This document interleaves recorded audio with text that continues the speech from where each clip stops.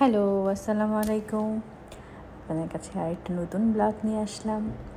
তো এটা হচ্ছে ঈদের সময়ে বাসায় যাওয়ার বাসার একদম অ্যাক্টিভিটিসের ভিডিও। সো এই যে সুন্দর সুন্দর পাখি, গাছ সবই আছে। আসলে গ্রাম মানেই সুন্দর, যারা এনজয় করতে পারে তারা করে। আর অনেকেরই গ্রামে থাকতে ভালো লাগে না, বাট আমার এখানে খুবই ভালো লাগে। এটা আমার জন্মস্থান, আমার রুটস এখানে।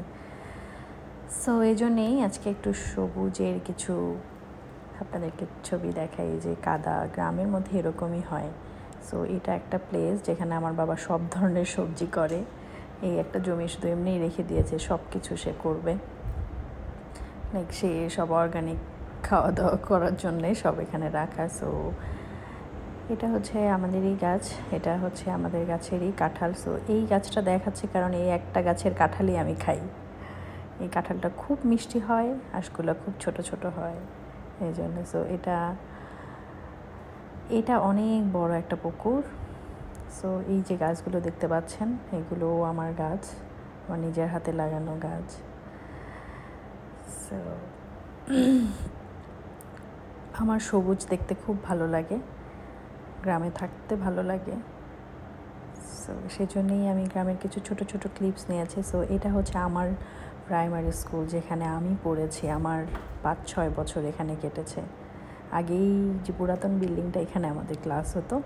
আর এই নতুন বিল্ডিংটা তো নতুন হয়েছে। সো এর পাশে একটা বড় পুকুর আছে। এটা আগে এই প্রাচীরটাও ছিল না, এই পুকুরটাও আমাদের। সো খুব ভালো লাগে আসলে নিজের জিনিসগুলো যদি কারোর সামনে এক্সপ্রেস করা যায়, দেখানো যায়। যে এই মাঠে কত খেলেছি তার আসলে হিসাব নেই। সো গ্রামের মধ্যে থাকলে আসলে গ্রামের অ্যাক্টিভিটিসই দেখতে হয়। এটা হচ্ছে ভুট্টা হচ্ছে মেশিনে ভাঙছে যেটা হয়, তারপরে সাথে সাথে আবার বিক্রিও করে দিচ্ছে। সো এটা বাসার একটা ভিডিও। তো এরপরে চলে আসে আমার মেয়ের অ্যাক্টিভিটিস নিয়ে। ও বাসায় কী করবে, ওর বাবা ওকে অনেকগুলো বেলুন কিনে দিয়েছে। আর এই যে বিভিন্ন কালারের বেলুন দিয়ে সে শুরু হয়ে গেছে।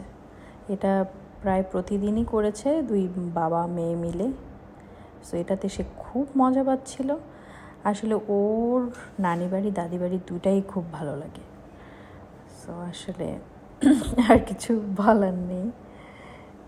এখানে হচ্ছে এই যে এটার আগের একটা পরের ভিডিও, যদিও এটা হচ্ছে এই যে গামলার মধ্যে বেলুন নিয়ে এভাবেই বেলুনগুলোকে ফুটাচ্ছিল। সো ওর অ্যাক্টিভিটিস অনেক ছিল গ্রামের মধ্যে। বাসার মধ্যে সবার সাথে ও ব্যস্ত ছিল, ওর খালা, মামা, নানা সবার সাথে। আর আরেকটা ইন্টারেস্টিং ছিল হচ্ছে বালি খেলা। দেখেন, ওকে আমি কিন্তু খালি পায়ে ছেড়ে দিয়েছি যে যাও, যা খুশি তাই করো। খালি পায়ে বালি দিয়ে খেলছিল। এই যে এখানে হচ্ছে একদম কাদা মেখে বালির মধ্যে কাদা মাখবে সে, এটা তার ভালো লাগে, এটাই সে করবে। এই যে হাতে পুরা মাখা। সো এই ছিল আমাদের ঈদের সময়ের কিছু অ্যাক্টিভিটিস। সো আমার মেয়ে যেটা করতে ভালো লাগে সেটাই করছিল।